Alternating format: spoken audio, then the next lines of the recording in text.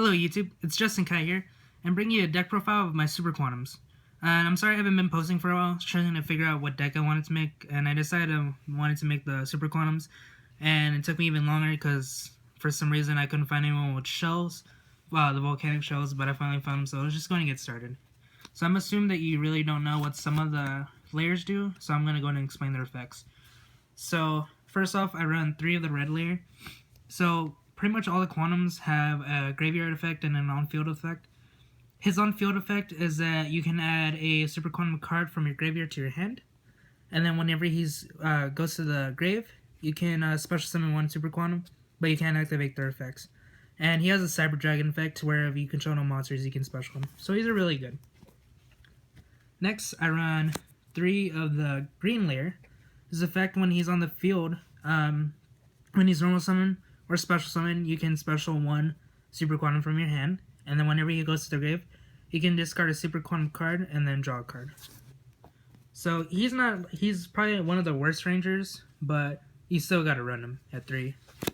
Then I run 3 of the blue layers. It's the best one. His effect is that whenever he's normal special, you can add a Super Quantum card from your deck to your hand. Then whenever he hits the grave, you can target up to 3 Super Quantum cards. Up to 3 Super Quantum cards, and then add them to your deck and shuffle. So it's pretty good for recycling and gets you all your combo pieces. Then the last Super Quantum monster we run, because we only have, of course, 4, is the kitty, the Alphon. His effect is that you can target one other Super Quantum monster. All your current monsters become that same level, or you can tribute him, target 3 different Super Quantum, and then your opponent randomly picks one to summon, and then the rest go to the grave. So pretty much all your Super Quantums get their effects when they hit the field and then the grave. It's pretty good. Now off to the rest of the monsters. I chose not to run the Brilliant Fusion one.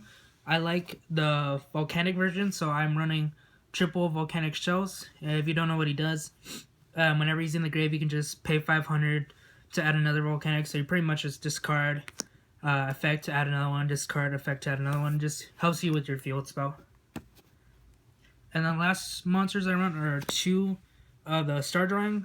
I just like it just because it's a spellcaster, so it helps you with the Trapeze Magician, and then helps you go into rank 5s and you get the free draw. So yeah, that's my monster lineup.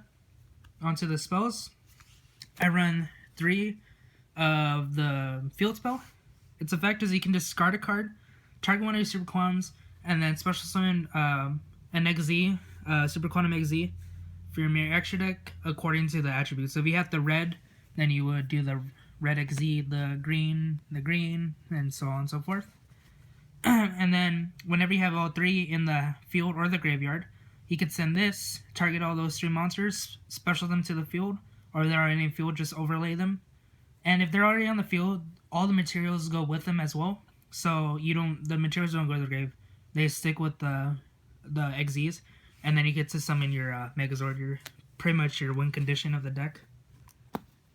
And then I run 3 teleports. Gotta run 3 until I'm probably gonna get hit, because the blue is a sidekick.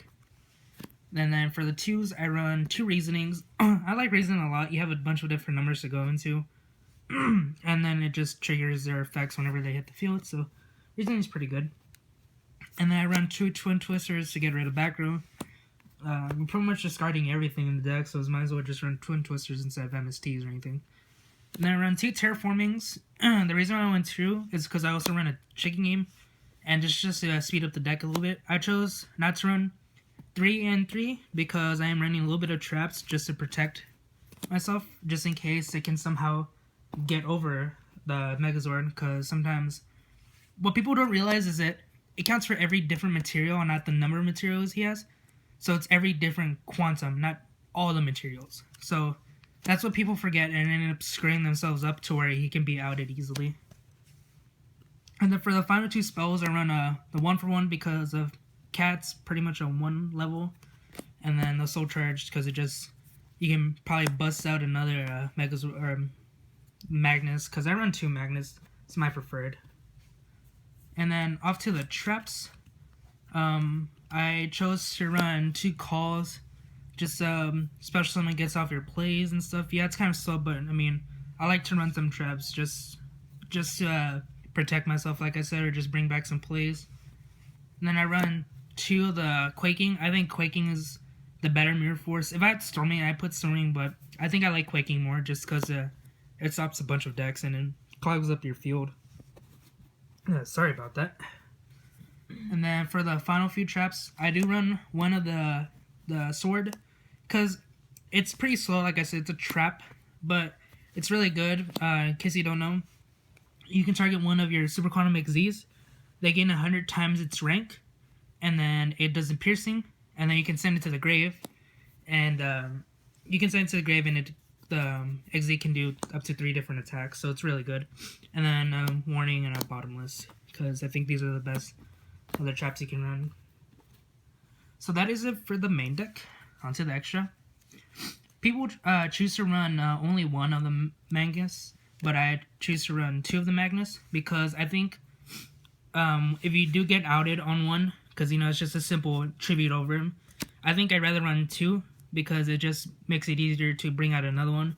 And it's funny if you drop 2 of these on your opponent, because it's just not only they have to deal with 2 shuffles, but they have to deal with 2 unaffected. So it's just really good at 2. Then for the colors, I run 2 of the reds, 2 of the greens, and 2 of the blues. So I pretty much run 2 on everything. And just in case you don't know what their effects do, the red lets you pop the red lets you pop a monster, the blue lets you pop a spell or trap, and then the green lets you put one face down.